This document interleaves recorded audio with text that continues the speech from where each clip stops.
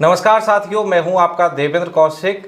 उत्तर प्रदेश में बोर्ड की परीक्षाएं आ गई हैं। कक्षा 10वीं और 12वीं की परीक्षाएं 24 फरवरी से प्रारंभ होने वाली हैं। ऐसे में बच्चों के ऊपर बहुत सारा दबाव रहता है, उत्साह भी रहता है। तो आज हम परीक्षा पे चर्चा करने वाले हैं अपने स्टूडियो में। तो आज के हमारे जो मेहमान हैं वो है गणित और भौतिक विज्ञान के बहुत ही अनुभवी शिक्षक। लगभग 15 वर्षों का अनुभव आपका है और आप कैरियर काउंसलर भी हैं। ललितपुर जनपद में आप बहुत वर्षों से शिक्षा के क्षेत्र में बच्चों को आगे बढ़ाने का, उनकी सफलता में आपका बहुत बड़ा योगदान रहता है। ऐसे गगन चतुर्वेदी जी, आपका बहुत बहुत स्वागत है हमारे स्टूडियो में। बहुत बहुत धन्यवाद देवेंद्र जी। गगन सर, हम आपसे जानना चाहेंगे, बोर्ड परीक्षाएं आ गई हैं, बच्चों के ऊपर बहुत सारा दबाव रहता है जी। वो इस दबाव को कैसे हटाएं? क्योंकि पहली बार जब वो कक्षा 10वीं के बोर्ड परीक्षा के एग्जाम देने जाते हैं तो उन्हें बहुत सारी चिंता रहती है जी। कैसे इससे सुलझे? देखिए देवेंद्र जी, सबसे पहले तो मैं आपको धन्यवाद देता हूँ, बहुत बहुत बधाई देता हूँ कि आपने विद्यार्थियों के हित में इतने सुंदर कार्यक्रम का आयोजन किया है। और आपने अभी एक बात कही कि अधिकांश बच्चे दबाव में रहते हैं और उत्साह में रहते हैं, तो मेरा मानना है अधिकांश दबाव में ही रहते हैं। और वो दबाव कई कारणों से है, जिसमें एक प्रमुख कारण जो मैं एक शिक्षक होते हुए अनुभव करता हूँ, वो सबसे बड़ा कारण है कि वो परीक्षा के लिए पढ़ाई तो करते हैं लेकिन योजनाबद्ध पढ़ाई नहीं करते। तो एक अच्छी योजना के अभाव में मेहनत वो करते चले जाते हैं, लेकिन वो कई बार दिशाहीन होते हुए देख उनके ऊपर दबाव बढ़ता चला जाता है। अगर वो दबाव को हटाना चाहते हैं तो उसका एक ही तरीका है कि वो जो भी पढ़ रहे हैं, पूरे सत्र में जो उन्होंने पढ़ाई की है, उस पढ़ाई को आखिरी समय में एक अच्छी योजना के तहत ख़त्म करें, अच्छी योजना के तहत उसको चरणबद्ध तरीके से तैयारी करें और अपने पड़ाव तक पहुँचें। लगभग 5 दिन बचे हैं, एग्जाम प्रारंभ होने वाले हैं जी। अब कॉलेज भी बंद हो गए, वहाँ पे भी पढ़ाई बंद हो गई है। तो अब ऐसे में घर पे बैठ के बच्चों को कैसे तैयारी करनी चाहिए? जी, बहुत अच्छा सवाल है आपका। देखिए, विद्यालय बंद होते ही, और अधिकांश बच्चे कोचिंग सेंटर में भी अब नहीं जा रहे होंगे, वो भी बंद हो गए हैं। तो चूँकि एक लंबा सत्र उन्होंने अपने शिक्षकों के साथ तैयारी करते हुए बताया, अब वो स्थिति है कि उनको बिना शिक्षक के अपने घर पर तैयारी करनी है। तो उसका सबसे अच्छा तरीका यही है कि वो पहले इस बात को समझें कि जो 10 महीने उन्होंने लगभग पढ़ाई की है, वो पढ़ाई में उन्होंने किन टॉपिक्स को अपने किस तरह से पढ़ा है। जैसे अलग अलग तरीके के विद्यार्थी होते हैं। कुछ ऐसे होते हैं जिन्होंने 100% अपना कंटेंट, सिलेबस, पाठ्यक्रम बहुत अच्छे तरीके से पढ़ा हुआ है। कुछ ऐसे भी होते हैं जो 80%, कुछ 60% कंटेंट को, अपने पाठ्यक्रम को पढ़ पाते हैं। तो हर एक श्रेणी में जो विद्यार्थियों की तैयारी है आखिरी समय की, वो अलग अलग होती है। जब बिना शिक्षक के हम तैयारी करने जाते हैं तो कई बार सैचुरेशन की स्थिति भी होती है कि विद्यार्थी ये नहीं समझ पाते कि अब हमें क्या पढ़ना है, क्या छोड़ना है, या कई बार किन टॉपिक्स को हमें ज़्यादा समय देना है, किन टॉपिक्स को कम समय देना है, इस चीज़ को वो अनुभव नहीं कर पाते। तो उसका अच्छा तरीका ये है कि जब हमने पूरा सत्र अच्छे से पढ़ाई की है, तो ये आखिरी समय में बेहतर ये है कि वो जो हमारे प्रीवियस ईयर क्वेश्चन पेपर हैं, जो पुराने सत्रों में आए हुए पेपर हैं, उनको लगाएं। उनको लगाते हुए हर बार अपना मूल्यांकन करें, और उस मूल्यांकन में उनको बहुत सारी चीज़ों के बारे में जानकारी मिलती है। उदाहरण के तौर पे, जैसे हमारा टाइम नहीं मैनेज हुआ, तो एक पेपर अगर वो घर पर बैठ के देंगे तो उनको ये समझ में आएगा कि हमारा कहाँ कमी रह गई, क्यों हमारा टाइम नहीं मैनेज हुआ, तो उसकी तैयारी कर सकते हैं। दूसरा, कई टॉपिक जो फ्रीक्वेंटली आस्किंग हैं, जो बार बार उन टॉपिक से प्रश्न पूछे ही जाते हैं, जब हम प्रीवियस ईयर क्वेश्चन पेपर लगाते हैं तो वो टॉपिक हमारे सामने आ जाते हैं, बहुत अच्छे से आ जाते हैं, और वो हमारे दबाव को धीरे धीरे कम करते हैं। तो हमारे लिए बड़ा आसान हो जाता है कि हम किन टॉपिक्स को प्रमुखता से देखें और उनके प्रश्नोत्तर का अच्छा अभ्यास करें। विद्यालय बंद होने के बाद, जैसे ही विद्यालय बंद होता है, अब एग्जाम नज़दीक है, तो अभिभावकों की जिम्मेदारी बहुत ज़्यादा बढ़ जाती है जी। और वो भी देखते हैं कि बच्चा घर पे है, तो उनको कैसा बिहेव करना चाहिए और कैसा मार्गदर्शन बच्चों को देना चाहिए? जी बिल्कुल। क्या भूमिका अभिभावक की होनी चाहिए? जी बिल्कुल। शिक्षकों के भाव में जब बच्चा बिना शिक्षक के घर बैठ के पढ़ाई कर रहा है, तो निस्संदेह अभिभावकों का रोल बहुत बड़ा रोल हो जाता है। अभिभावकों को ये चाहिए कि हमारा बच्चा बिना दबाव के पढ़ाई करे। उसके लिए आवश्यक है कि उसके ऊपर किसी भी अच्छे रिजल्ट का दबाव वो ना बनाए। सबसे पहली चीज़ इस बात को सुनिश्चित करें कि बच्चा अपनी क्षमता के अनुसार बिना किसी दबाव के पढ़ रहा है या नहीं। दूसरा, कुछ चीज़ों को उनको दूर से मॉनिटर करना है। जैसे अब आजकल के समय में ये एक बड़ा ट्रेंड हो गया देवेंद्र जी कि बच्चों की एक आदत ये हो गई है कि जो उनका फ्रेंड सर्किल है, घड़ी घड़ी वो उनसे चर्चा करते हैं कि फ़लाने पेपर की तैयारी आपकी कितनी हो गई, फ़लाने की कितनी हो गई। इन बातों से अनावश्यक दबाव होता है। तो करना ये है कि अभिभावकों को ये बताना है बच्चे को कि आप जो भी करें, जितना समय आपके पास बचा हुआ है, आपके हाथ में केवल एक ही चीज़ है कि उस समय को एक अच्छी योजना बना के एक अच्छा प्रयास करें। हमें परिणाम जानने की कोशिश नहीं करनी है, ना परिणाम को नियंत्रित करने की कोशिश करनी है। कई बार देखा जाता है कि परीक्षा के समय पे बच्चों का स्वास्थ्य भी गड़बड़ हो जाता है, छात्र छात्राएं जी बीमार पड़ जाते हैं। जी, इसका क्या कारण रहता है? इसके कारण प्रमुखता से जो है वो ये है कि बच्चे की नींद डिस्टर्ब हो जाती है। परीक्षा का दबाव बच्चे इस कदर ले जाते हैं कि उनके दिमाग में स्ट्रेस और एंग्जाइटी की स्थिति बन जाती है। वो रात को जागने की कोशिश करते हैं, उनको ये लगता है कि अब जो भी होगा हम किताब सामने रख के ही होगा। तो कई बार अनावश्यक तरीके से वो जो अपना रूटीन है, जो साइकिल है हमारी दिन भर की, उसको वो डिस्टर्ब कर लेते हैं। तो जो नींद उनको मिलनी चाहिए प्रॉपर, वो जब नहीं हो पाती तो उनके दिमाग पर दबाव पड़ता है, और जब दबाव पड़ता है तो अंडर स्ट्रेस कंडीशन हमारी जो इम्यूनिटी होती है वो वीक पड़ जाती है। ये हमारा बॉडी साइंस है, और जब इम्यूनिटी वीक पड़ेगी तो हम बीमार भी पड़ते हैं। जी, अपने आप को कैसे छात्र छात्राएं मोटिवेट करें परीक्षा के समय पे? जी, बहुत अच्छा है। देखिए, अपने को मोटिवेट करने का एक सबसे अच्छा तरीका ये है कि आपको अपना पिछला रिजल्ट जो भी है उसको अपने दिमाग में रखना है। उस रिजल्ट को दिमाग में रख के ये गौर करना है, इस बात को हमें बिल्कुल सुनिश्चित करना है कि हमने जो 10 महीने का प्रयास किया है वो किस स्तर का किया है। उसका एक बहुत अच्छा तरीका मैं बार बार कैरियर काउंसलिंग में भी देवेंद्र जी बताता हूँ। एक बड़ा छोटा सा तरीका है, मैं बताता हूँ, बच्चे इस चीज़ को फॉलो करें, और आगामी सत्र में भी जब उनकी पढ़ाई होगी अगर वो याद रखेंगे तो उनके बड़ा काम में आएगा। कि हमारे सामने जो भी समय बचा हुआ है उसको एक प्लान बनाएं। जैसे हमारे सामने सपोज़ 100 डेज़ प्लान है, 3 महीने का सेशन है लगभग कोई, तो 100 डेज़ में हम अपनी एक अच्छी टाइम टेबल बनाएं, समय सारणी बनाएं, योजना बनाएं कि हमें इतने बजे उठना है, इतने बजे से इतने बजे तक पढ़ाई करनी है, ये सब्जेक्ट करना है, फिर उसके बाद इस टाइम पे ये सब्जेक्ट करना है, न्यूमेरिकल लगाने हैं, क्वेश्चन करना है। एक अच्छी योजना बनाते हुए वो आप चाहें तो अपने शिक्षकगण की मदद भी ले सकते हैं। उस योजना को बनाने के बाद जी, वो अगले दिन से उसको अप्लाई करें। जिस दिन वो उस योजना के अनुसार अपनी पढ़ाई करते हैं उसको टिक लगा लें, और अगले दिन फिर अगर वो उसके अकॉर्डिंग पढ़ाई करते हैं तो फिर टिक लगा लें। जिस दिन वो पढ़ाई उस अपने बनाए हुए स्ट्रेटजी योजना के अनुसार नहीं कर पाते हैं उस दिन वो क्रॉस लगा दें। तो ऐसे 100 दिन का प्लान जब वो बनाएंगे तो 100 दिन के प्लान के बाद जब एग्ज़ाम दे के आएँ तो उनको ये नहीं देखना है कि हमारा पेपर कहाँ कैसा हुआ, कैसा जाएगा, ये सोचना भी नहीं, ये देखना है कि हमारा प्रयास कितना % था। तो जैसे अगर 100 दिन के प्लान में आपने 80 टिक लगाए हैं और 20 क्रॉस हुए, इसका मतलब 80 दिन आपने खुद अपनी ही योजना को 100% प्रयास में बदला, और 20 दिन आप उसमें असफल रहे। तो आपका प्रयास जब 80% है तो हमारे ऊपर दबाव 90% और 100% का नहीं होना चाहिए। ये 100 मूल्यांकन का एक बड़ा अच्छा तरीका है कि जब हमें अपना प्रयास पता होगा तो हमें अपना रिजल्ट भी पता होगा कि रिजल्ट हमारा इतने ही % के आसपास होना चाहिए। तो अगर वो 100 मूल्यांकन के छोटे छोटे से तरीके, जैसे 5 दिन बचे हैं एग्ज़ाम के, तो 5 दिन में अब सारा सिलेबस वो पढ़ चुके हैं, तो अब वो अपने अलग तरीके से योजना बनाएंगे, लगातार क्वेश्चन आंसर लगाएंगे। कैसे समय प्रबंधन करें? अब तो 5 दिन बचे हैं। जी जी बिल्कुल, समय प्रबंधन का अब यही तरीका है कि चूँकि 5 दिन के समय में अब सारे सब्जेक्ट वो नहीं देखेंगे। ये बिल्कुल सही बात है कि अब जो पेपर उनका आ रहा होगा सबसे पहले वो उसी पेपर की योजना करेंगे। तो योजना करने का तरीका ये है कि सबसे पहले वो उनको ये पता हो कि हमारा जो भी सब्जेक्ट सबसे पहले हमारा पेपर है उसको करने में हमें कितना समय लगेगा। पूरा पाठ्यक्रम करना है, पाठ्यक्रम के साथ जो इम्पोर्टेंट पॉइंट्स हैं उनको देखना है, और साथ में क्वेश्चन आंसर लगाने हैं। तो सबसे पहला सुझाव मेरा ये है कि वो बहुत लंबा सेशन ना पढ़ें, छोटा छोटा सा सेशन पढ़ें। जैसे कि ह्यूमन साइंस है कि हमारा जो दिमाग है उसका फोकस 40-45 मिनट तक बेस्ट होता है। बच्चे गलती क्या कर जाते हैं कि वो दबाव परीक्षा का जब होता है तो उनको ये लगता है कि हम अगर पढ़ने लगातार नहीं बैठेंगे तो हमारा भला नहीं होगा। इस चक्कर में वो लगातार लंबी सीटिंग ले लेते हैं, और लंबी सीटिंग लेने में बहुत सारी चीज़ें उनके साथ बिगड़ जाती हैं।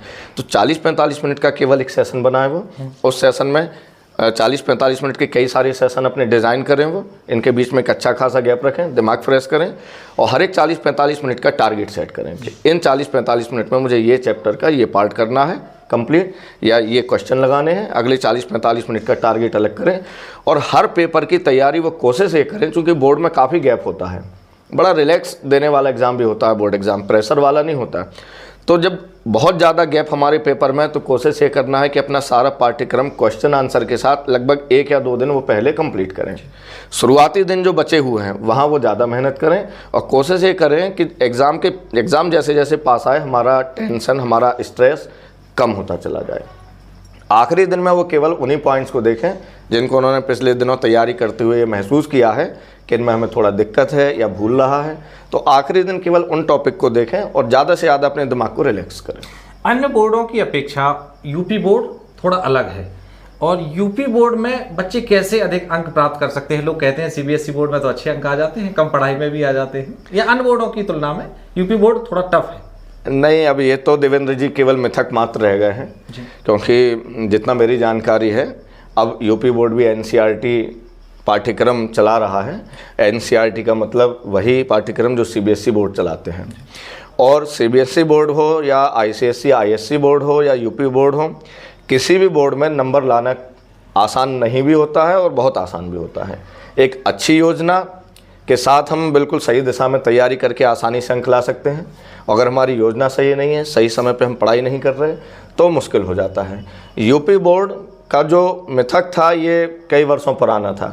तब हमारे यहाँ मूल्यांकन का तरीका, हमारा पाठ्यक्रम बहुत अलग था, लेकिन अब पाठ्यक्रम हमारा लगभग वही है। जैसा कि जानकारी आपको भी होगी कि अब सेंट्रलाइज सिलेबस हो चुके हैं, तो 11-12 के तो लगभग सारे बोर्ड के सिलेबस एक ही हो चुके हैं। कंटेंट, उनकी इंडेक्स, सारी चीज़ें सेम हो चुकी हैं।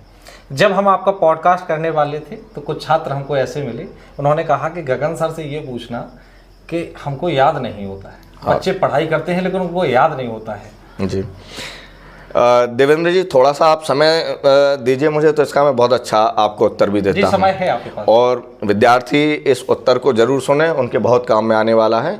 ये यक्ष प्रश्न आजकल सभी विद्यार्थियों का है। लास्ट कैरियर काउंसलिंग भी जो मैं करके आया विद्यालय में, वहाँ भी कुछ विद्यार्थियों ने क्वेश्चन किया।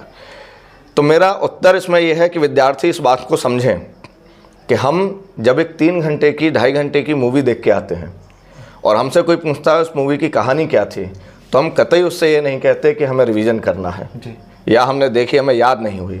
हम सारी 2.5 घंटे की कहानी उसको फटाफट 15-20 मिनट में सुना देते हैं। इसी तरह एक 3.5-4 घंटे का T20 मैच जब हम देखते हैं तो हमें सब पता होता है कि किस क्रिकेटर ने, किस बैट्समैन ने कितने रन बनाए, इवन ये भी पता है कितने 6 लगाए, कितने 4 लगाए, किस बॉलर का क्या परफॉर्मेंस था।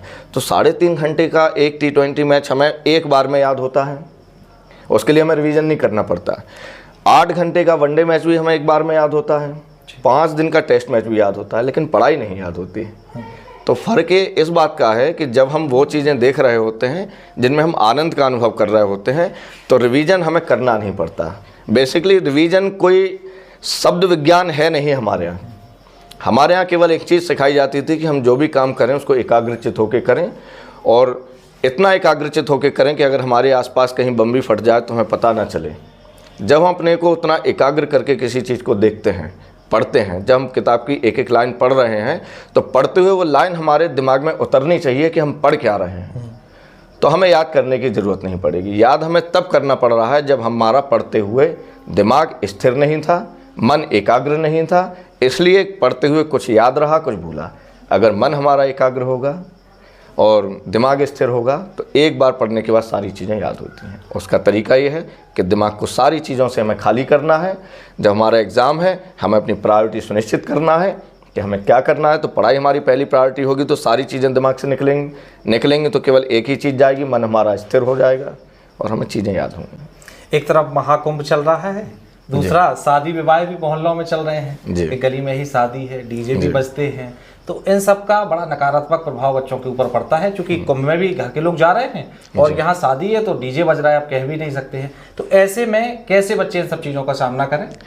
ये बहुत आवश्यक प्रश्न है, और इसमें निस्संदेह विद्यार्थी से ज़्यादा रोल जो है वो उनके अभिभावकों का, और जो शहर के हमारे प्रबुद्धजन हैं, प्रशासनिक अधिकारीगण हैं, उनको इस बारे में मुझे लगता है विचार करना चाहिए। या तो उनके संज्ञान में अगर ये चीज़ें नहीं होती हैं तो संज्ञान में लाना चाहिए कि भाई ये एग्ज़ाम का समय है तो डीजे की जो टाइमिंग है वो थोड़ा रिड्यूस की जाए, थोड़ी शॉर्ट की जाए, उनका साउंड लेवल थोड़ा कम किया जाए।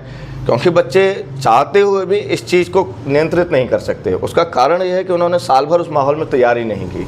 अगर वो साल भर बैंड बाजे नगाड़ों के बीच में पढ़ाई कर रहे होते हैं तो शायद उनको दिक्कत ना होती, अब चूंकि ये स्थिति है तो मुझे लगता है अभिभावकों को मिल करके अपने प्रशासनिक अधिकारियों से मिल करके इस चीज़ का समाधान ढूंढना चाहिए, क्योंकि अति आवश्यक है। और दूसरी तरफ महाकुंभ का जहाँ तक सवाल है तो मुझे लगता है कि अभिभावक जो हैं उनको भी इस बात को समझना है कि इस समय जो प्रायोरिटी है वो क्या है। बच्चे के लिए इस समय अभिभावकों का साथ मनोबल बढ़ाने वाला होता है।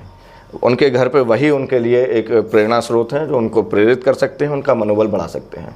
तो मुझे लगता है कि बहुत ज़्यादा समय कुंभ में भी नहीं है, 1 या 2 दिन के लिए लोग बाग जाते हैं और आ जाते हैं, उतने समय की केवल समस्या होती है। तो मुझे लगता है विद्यार्थी इतना मजबूत होता है कि उसको झेल सकता है। जैसे आपने कहा कि आत्मविश्वास कैसे बढ़ाया जा सकता है, परीक्षा के समय बड़ा स्ट्रेस रहता है। हाँ, आत्मविश्वास बढ़ाने का वही तरीका है कि हमें निरंतर क्वेश्चन आंसर की प्रैक्टिस करना है। देवेंद्र जी देखिए, बच्चे क्या गलती कर जाते हैं कि जैसे हमारा पूरा जो सेशन होता है, पूरे सत्र में हम जब पढ़ाई करना शुरू करते हैं तो हमारी एग्ज़ाम या क्वेश्चन आंसर से जो मुलाकात होती है वो सीधा एग्ज़ाम में होती है।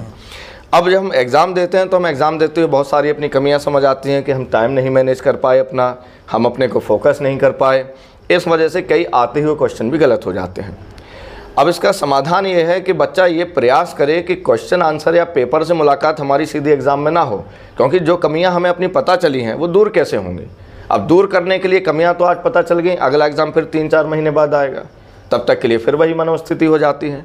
तो कोशिश ये करना है हमें कि निरंतर हम जो भी पढ़ रहे हैं, हम 3 दिन का या 7 दिन का एक लक्ष्य लें कि हमने अपने सब्जेक्ट में जो भी 1 हफ्ते में पढ़ा है, 1 हफ्ते बाद हमें उसको टेस्ट के रूप में देना है और एक पेपर से मुलाकात करनी है। अगर हम पेपर देने के लिए आदी हो जाएंगे, यूज्ड टू हो जाएंगे, तो मुझे लगता है दबाव नैसर्गिक रूप से कम हो जाएगा बच्चों के ऊपर।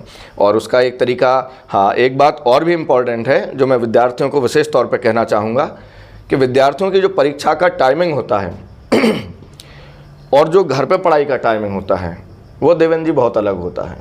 क्योंकि जो एग्ज़ाम की टाइमिंग है, उन टाइमिंग में बच्चे या तो स्कूल कोचिंग में होते हैं या अपनी सेल्फ स्टडी करते हैं, और एग्ज़ाम की टाइमिंग में उनको दिमाग चलाने का अभ्यास नहीं होता।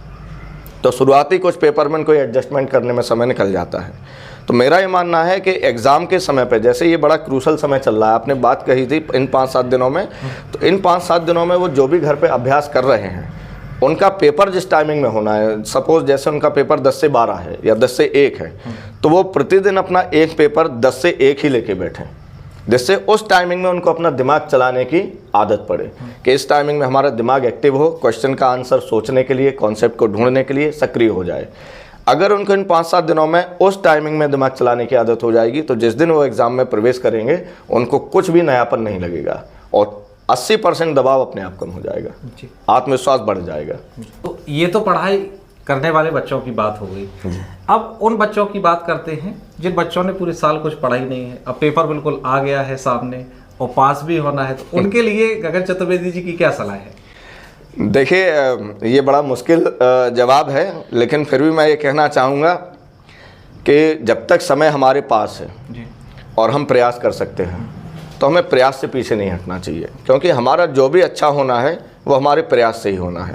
भले ही आपने साल भर कुछ नहीं पढ़ा, मैं ये सजेस्ट करूँगा कि वो ऐसे कुछ बच्चे अगर हैं जिनको इस समय बहुत डर लग रहा है इस वजह से, क्योंकि वो जानते हैं कि हमने नहीं पढ़ा, वो तुरंत अपने प्रीवियस ईयर क्वेश्चन पेपर को उठाएं, पुराने वर्षों में आए हुए पेपर्स को उठाएं, उनको लगाना शुरू करें। चीज़ें नहीं भी आती हैं तो उनको तैयार करें, क्योंकि प्रीवियस ईयर क्वेश्चन पेपर जो बनते हैं वो एक आइडिया हमें बिल्कुल दे देते हैं कि हमारे कौन से टॉपिक ऐसे हैं जिनसे क्वेश्चन लगातार पूछे जाते हैं, और पेपर को लगाते लगाते कई क्वेश्चन हमें याद भी हो जाते हैं। तो वो निस्संदेह आपका आज अगर 0 है, आज आपने एक पेपर लगाया तो 0 से कुछ ऊपर ही जाएगा, कल आपने पुनः एक पेपर लगाया तो आप फिर कुछ ऊपर जाएंगे। तो 0 की स्थिति में अगर आप हैं और कुछ कर नहीं रहे हैं प्रयास, केवल सोच ही रहे हैं, घबरा ही रहे हैं, तो घबराने से तो काम नहीं बनेगा, है ना। जो भी रिजल्ट आएगा, जितना भी आएगा, वो पढ़ने से आएगा। कोई मंत्र हो अगर इन बच्चों के लिए, उन्होंने ऐसा, मतलब जब मैं पॉडकास्ट करने वाला था तो ऐसा उनका सवाल था, कोई ऐसा मंत्र होता हो जिससे याद हो जाए, बस कोई जादू ऐसा चल जाए कि बस पास हो जाए? देखिए, मंत्र इस समय एग्ज़ाम के टाइम पे, परीक्षा के टाइम पे एक ही है कि हमें परिणाम के बारे में नहीं सोचना है, बस ये समझना है कि हमारे सामने एक चुनौती है। अगर हमने बहुत अच्छा पढ़ा है तो बड़ी आसान चुनौती है, कम पढ़ा है तो थोड़ी सी कठिन चुनौती है। और चुनौतियों का सामना करने का एक ही तरीका है कि मैदान में उतर जाइए और आप जो अच्छे से अच्छा कर सकते हैं वो करिए। देखिए देवेंद्र जी, किसी ने बड़ी अच्छी बात कही है, जो राह संघर्षों की चुनता है वही संसार बदलता है। जिसने जीती है गहरी अंधेरी रातों से जंग, सुबह सूर्य बनकर वही चमकता है। जी। तो जो भी समय हमारे पास बचा हुआ है, हमें उसको एक चुनौती मानना है। भले ही हमने पीछे कुछ भी किया हो, अब हमें उसको नहीं सोचना। अगर हम पीछे ही हमेशा देखते रहेंगे तो आज हम जिस अतीत के लिए परेशान हो रहे हैं, आज भी अगर हमने कुछ नहीं किया तो कल हम आज वाले अतीत के लिए परेशान होंगे। तो आज जो कल अतीत बनेगा, इस वर्तमान को सुधारने के लिए अपना प्रयास शुरू कर दें। एक योजना बनाएं, बहुत सारे पेपर लगाएं, ज़्यादा से ज़्यादा क्वेश्चन को आप सॉल्व करें, बजाय पढ़ने के ज़्यादा से ज़्यादा क्वेश्चन लगाएं, उससे आपका काफ़ी काम बनेगा। तो अभी विद्यालय बंद हो जाते हैं लास्ट टाइम पे, तो कई माध्यम है पढ़ाई के, ऑनलाइन माध्यम भी है, मोबाइल से पढ़ाई की जा सकती है, लाइब्रेरी जाके पढ़ाई की जा सकती है, ग्रुप स्टडी। तो इनमें से आप किसको बेस्ट मानते हैं? सबसे अच्छा तरीका ग्रुप स्टडी है। ग्रुप स्टडी इसलिए भी अच्छा होता है कि एक तो हमारे साथ हमारे दोस्त होते हैं, हमारे साथी होते हैं, तो कई बार हमारा मनोबल गिरने नहीं पाता। दूसरा, जब हमारे साथी होते हैं तो एक नैसर्गिक हमारी रुचि पैदा होती है। हमने आपस में एक टॉपिक डिसाइड किया कि हम लोगों को ये टॉपिक पढ़ना है, सब लोग पढ़ाई में लग जाएं और इतनी देर के बाद इन टॉपिक से हम लोग एक दूसरे से क्वेश्चन करेंगे। तो मुझे लगता है कि घर पे बैठ के जब हम एक सीमित समय में कम से कम क्वेश्चन सॉल्व करते हैं, ग्रुप स्टडी में जब हम डिस्कशन में आते हैं तो 4 क्वेश्चन किसी ने पूछे, 4 क्वेश्चन किसी ने पूछे, तो ज़्यादा से ज़्यादा क्वेश्चन आंसर डिस्कस भी हो जाते हैं। और साथ ही ये भी लगता है कि भाई हमारा साथी जब करके आया है और वो कर सकता है, तो एक हमारे अंदर नैसर्गिक आत्मबल आता है और एक प्रेरणा आती है कि हाँ, हम भी कर सकते हैं। तो इंटरेस्ट के साथ फिर वो बच्चे करना शुरू करते हैं। इसलिए भी करते हैं कि कल हम अपने दोस्त को करके दिखाएंगे, उसको भी लगेगा कि हम पढ़ाई कर रहे हैं। और ज़्यादा से ज़्यादा क्वेश्चन जब हमें उससे पूछना है तो पूछने के पहले हमें भी उसके उत्तर तैयार रखने पड़ेंगे। तो ये भी एक बहाना हो जाता है ज़्यादा अच्छी तैयारी करने का। इसलिए group study is the best. तो आप एक शिक्षक हैं, आप मूल्यांकन भी करते हैं जी। बच्चों में बड़ा ये वो रहता है, मतलब से उनके अंदर बड़ा कंफ्यूजन रहता है, कॉपी यहीं पे चेक हो जाएंगी या कहीं बाहर जाएंगी, और जो चेक करेंगे उनके मन में क्या चलता है जब आप चेक करते हैं कॉपियाँ? देखिए, कॉपी जांचने वाला हमेशा ये सोचता है कि बच्चे ने लिखा हो, एकदम स्पष्ट लिखा हो।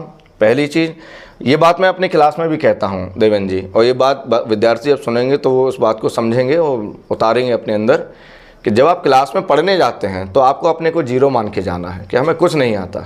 ऐसा अगर आप सोच के जाएंगे तो आपके अंदर शर्म नहीं होगी छोटे से छोटे प्रश्न पूछने की। और जब आप एग्ज़ाम में लिखने जाएं तो आप जांचने वाले को बिल्कुल जीरो मान लें कि जांचने वाले को कुछ नहीं पता है। अगर हमें एक न्यूमेरिकल भी आया है, उसका उत्तर हमें लिखना है, तो पहले उसको बिल्कुल स्पष्ट करना पड़ेगा कि उसमें क्या इन्फॉर्मेशन है, क्या फार्मूला उसमें अप्लाई होगा, फिर उसमें वैल्यू डालें। कोई एजम्पशन भी आता है तो हमें उसको अलग से बताना है। जांचने वाले को कुछ नहीं पता ऐसा मान के अगर आप लिखेंगे तो आप अच्छे नंबर पाएंगे। और जांचने वाला भी जब कॉपियां चेक करता है तो कई बार मार्किंग उसकी रिलेटिव हो जाती है। आपका क्वेश्चन था जांचने वाले की क्या सोच होती है। जांचने वाला कुठारा आघात करने के लिए नहीं बैठता, वो तो ये चाहता है कि हम बच्चों को ज़्यादा से ज़्यादा नंबर दें। उसका, जैसे विज्ञान वर्ग के बच्चे हैं तो विज्ञान वर्ग के बच्चों का कॉन्सेप्ट अगर थोड़ा भी दिख रहा है किसी आंसर में तो वो कोशिश यही करता है कि उनको अंक दिए जाएं। एकदम फर्जी अंक भी वो नहीं देना चाहता जिससे बच्चे का विकास ही रुक जाए। लेकिन ये भी सही है कि अगर बच्चा सही के आसपास भी होता है तो हो सकता है पूरे अंक ना दिए जाएं लेकिन उसको कुछ अंक मिल जाते हैं। जांचने वाला चाहता है कि बच्चा आगे बढ़े। सुबह परीक्षा है, रात में विद्यार्थियों को क्या करना चाहिए? देखिए देवेंद्र जी, ये बड़ा अच्छा प्रश्न है। उसका कारण ये है कि जब सत्र में हम अपनी पढ़ाई शुरू करते हैं तो आज के समय में अधिकांश बच्चों ने जाग के पढ़ना शुरू कर दिया है। उसका एक कारण शायद ये भी है कि उनका अधिकांश दिन स्कूल और कोचिंग्स में व्यतीत होता है, तो उनको लगता है कि शायद हमारे पास ज़्यादा समय नहीं है, तो वो रात को जाग के पढ़ते हैं। एग्जाम के समय पे जो बच्चे लगातार रात को जाके पढ़ते आ रहे हैं, जिनका लंबा अभ्यास है, मैं बहुत ज़्यादा उनको डिस्टर्ब नहीं करना चाहता, लेकिन फिर भी एक शिक्षक के तौर पे मेरा मानना है कि एक विद्यार्थी को अपने शैक्षणिक जीवन में भी एक लंबा समय बिताना होता है और लंबी रेस लगाना है अगर उसको, तो उसका दिमाग और उसका शरीर एकदम स्वस्थ होना चाहिए जी। दिमाग और शरीर को स्वस्थ रखने के लिए जो हमारा बॉडी साइंस है उसका हमें फॉलोअप लेना चाहिए। बॉडी साइंस ये कहता है कि रात को हमें एक निश्चित समय के बाद वो हार्मोन हमारी बॉडी से निकलते हैं जो हमें सुलाने का काम करते हैं, और जब उस समय हम जाग रहे होते हैं तो हम अपने ही बॉडी साइंस को अपोज करते हैं, उसका विरोध करते हैं। इसका परिणाम ये होता है कि हमारा स्ट्रेस लेवल बढ़ता है और हमें पता नहीं चलता कि हम कब एंजाइटी में चले गए। तो बच्चों को प्रयास ये करना चाहिए कि अपना जो पढ़ने का टाइम टेबल है उसको थोड़ा चेंज करें, रात को समय पे वो सोएं और सुबह जल्दी जागें। उसका कारण ये है कि सुबह फिर हमारे बॉडी में हार्मोन निकलते हैं, वो हार्मोन निकलते हैं जो हमारे ब्लड सर्कुलेशन को फास्ट भी कर देते हैं, हमारे दिमाग को काफ़ी एकाग्र कर देते हैं, स्थिर कर देते हैं। इसीलिए शायद जितनी चीज़ें बताई गई हैं, चाहे वो शारीरिक अभ्यास हो, ध्यान हो, साधना हो, पठन पाठन का काम हो, वो सबसे अच्छा ब्रह्म मुहूर्त में बताया गया है। तो बच्चों को प्रयास ये करना चाहिए कि रात को जल्दी अगर वो सोएंगे, सुबह जल्दी जागेंगे, तो अपने अपने ही बॉडी साइंस को सपोर्ट करेंगे, और जब उसको सपोर्ट करेंगे तो शायद उनको इतना तनाव, इतना मानसिक दबाव जो हो जाता है वो नहीं होगा, और शायद कम समय में ज़्यादा से ज़्यादा वो अच्छा पढ़ के परिणाम प्राप्त कर सकते हैं। तो परीक्षा का परिणाम क्या विद्यार्थी के जीवन का मूल्यांकन उससे किया जा सकता है क्या? जी बिल्कुल नहीं, ये केवल एक इंडिकेटर हो सकता है, ये एक संकेत मात्र हो सकता है कि आपने पिछला सत्र किस तरह से निकाला है। किसी भी परीक्षा का परिणाम आपका जीवन भर का मूल्यांकन एक विद्यार्थी के तौर पे कर दे, मैं इस बात को नहीं मानता देवेंद्र जी। उसका कारण ये है कि अलग अलग सत्र होते हैं, अलग अलग शैक्षणिक सत्र हैं, उस शैक्षणिक सत्र में भी छोटे छोटे सत्र होते हैं, क्वार्टरली एग्जाम होता है, अर्धवार्षिक भी होता है, वार्षिक होता है। तो जो विद्यार्थी जिस सत्र को अपनी योजना के अनुसार, अपनी क्षमता के अनुसार चलाता है, उसको वो परिणाम मिल जाता है। तो ये कतई आवश्यक नहीं है कि कोई विद्यार्थी अगर किसी एग्जाम में प्रथम श्रेणी में प्रथम स्थान के साथ पास हुआ है तो वो हर सत्र में ऐसा ही करेगा। वो तब करेगा जब वो हर सत्र को उसी योजना और उसी कंसिस्टेंसी के साथ निकालेगा। तो मैं ये नहीं मानता कि नंबर कभी किसी विद्यार्थी की इंटेलिजेंस का या होशियारी का प्रमाण होते हैं, ऐसा बिल्कुल नहीं है। ऐसा बहुत देखा जाता है कि कई विद्यार्थी पढ़ते बहुत अच्छा हैं, उनको चीज़ें आती हैं, वो क्लास में क्वेश्चन आंसर बहुत अच्छा करते हैं, लेकिन उनका प्रेजेंटेशन बहुत अच्छा ना होने की वजह से उनके जो मार्क्स हैं, उनके जो अंक हैं, वो उतने नहीं आ पाते जितने लोग उनसे उम्मीद करते हैं। तो मुझे लगता है इस बात का अनावश्यक दबाव भी नहीं होना चाहिए, क्योंकि ऐसा बच्चा जब कंपटीशन में उतरता है तो बहुत जल्दी आगे चला जाता है। उसका कारण है उसने सीखा ज़्यादा है, उसने प्रेजेंट करना नहीं सीखा। अंतिम परिणाम आपको कंपटीशन से मिलता है तो आपकी लर्निंग अच्छी होती है, भले ही प्रेजेंटेशन खराब हो। लर्निंग अगर आपकी अच्छी है तो कंपटीशन में आप अपर हैंड हो जाते हैं। इसलिए मेरा मानना है किसी परीक्षा का परिणाम उसका आखिरी मूल्यांकन नहीं हो सकता। बुंदेलखंड बहुत ही पिछड़ा जनपद है, यहाँ पे अधिकांश लोग किसान या मजदूर हैं। ऐसे में उनके बच्चों को वो पढ़ाना चाहते हैं और अच्छी नौकरी तक ले जाना चाहते हैं, शिक्षित करना चाहते हैं। उन अभिभावकों को ये सब समझ में नहीं आता है कि कैसे हम उनको पढ़ाएं, तो उनकी परीक्षा के समय पे क्या भूमिका होनी चाहिए? जी बिल्कुल देवेंद्र जी, देखिए आज के समय में ये कहना कि हमारा कोई इलाका पिछड़ा है जहाँ सुविधाएं नहीं है, ये पूरी तरह सत्य नहीं है। क्योंकि आज ग्लोबलाइजेशन की दुनिया है, इंटरनेट का जमाना है, और ऑनलाइन क्लासेस भी कई इतनी अच्छी चल रही हैं, और हमारे यहाँ इंटरनेट सेवा गांव देहात तक बड़े अच्छे तरीके से जा चुकी है। तमाम पाठ्यक्रम भी इस तरह के हैं जो रोजगार उन्मुखी हैं, जिनको वो अपने गांव में बैठकर ऑनलाइन अपने प्लेटफॉर्म से कर सकते हैं और करके आगे जा सकते हैं। इसके अलावा अपने शैक्षणिक सत्रों में भी विद्यार्थी तरह तरह की कोचिंगें ऑनलाइन प्लेटफॉर्म पर चल रही हैं, उन कोचिंग्स को ज्वाइन करके अपनी पढ़ाई कर सकते हैं। साथ ही साथ बड़े अच्छे अच्छे मोटिवेशनल कार्यक्रम भी उनको मिलते हैं, जिनको अगर वो लगता है कि दबाव में है, किसी योजना को नहीं कर पा रहे, तो उन कार्यक्रमों के साथ वो जोड़ करके अपना मनोबल बढ़ा सकते हैं। तो ऐसा बिल्कुल नहीं है कि कोई क्षेत्र पिछड़ा है तो वहाँ नहीं हो सकता। अभी आगामी और पिछले समय में आपने कई ऐसे परिणाम टीवी न्यूज़ चैनल में देखे होंगे जहाँ कई गांव देहात के बच्चों ने यूपीएससी निकाला बिना किसी संसाधन के, कई बच्चों ने आईआईटी में सिलेक्शन लिया, कई बच्चों ने मेडिकल में सिलेक्शन लिया। तो मुझे लगता है जिनकी सोच और लक्ष्य बिल्कुल सधा हुआ है, उनको आगे बढ़ने से कोई नहीं रोक सकता। तो आपने बहुत सारी चीज़ें साझा की, बच्चों को निश्चित रूप से इनका लाभ मिलने वाला है और वो बहुत अच्छे अंक प्राप्त करने वाले हैं। आपने उन विद्यार्थियों को भी देखा होगा इन 15 वर्षों में जो टॉप करते हैं जनपद में, उनकी क्या प्रतिक्रिया उस समय रहती है, क्या ये हमारे स्टूडेंट्स को बताएंगे? निस्संदेह बड़ी खुशी का समय होता है जब किसी विद्यार्थी की मेहनत उसके परिणाम में परिवर्तित होती है, तो उस विद्यार्थी का उत्साहवर्धन करने वाला है।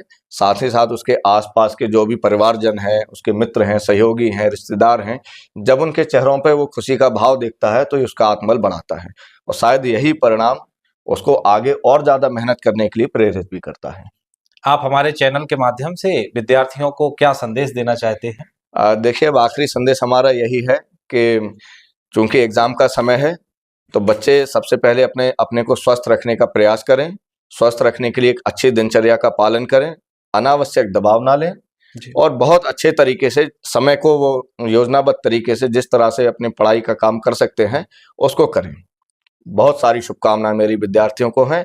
अच्छी योजना बना के पढ़ाई करें, अच्छा लिखें, किसी भी दबाव को ना झेलें, अच्छा परिणाम प्राप्त करें। तो ये थे हमारे ललितपुर जनपद के 15 वर्ष से लगभग निरंतर बच्चों को ऐसे ही गाइडेंस दे रहे हैं और बच्चे सफलता भी प्राप्त कर रहे हैं, ऐसे शिक्षाविद गगन चतुर्वेदी जी, आपका बहुत बहुत धन्यवाद हमारे स्टूडियो में आने के लिए। बहुत बहुत धन्यवाद देवेंद्र।